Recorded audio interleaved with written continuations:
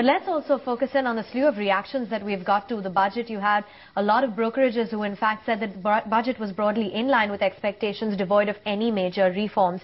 But you had Moody's, which also came out with its outlook on the same, saying that India's budget was credit negative for the sovereign and mixed for banks and corporates.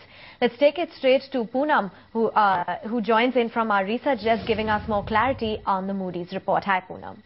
Hi, Evan.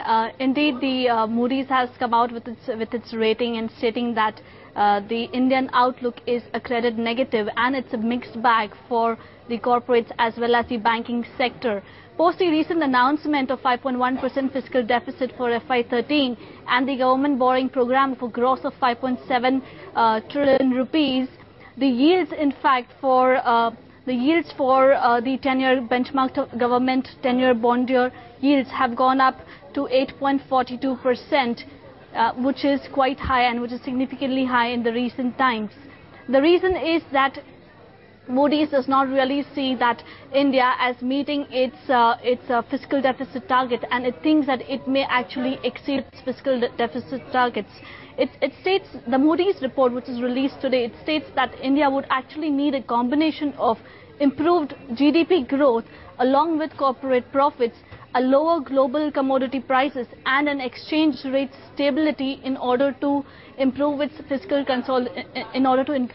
improve on its fiscal consolidation. The 5.1% fiscal deficit target is a little lesser in terms of Moody's. It also states that the subsidy program, which is capped at 2% of GDP for FY13, may actually be raised a little bit. Moody's also believes that the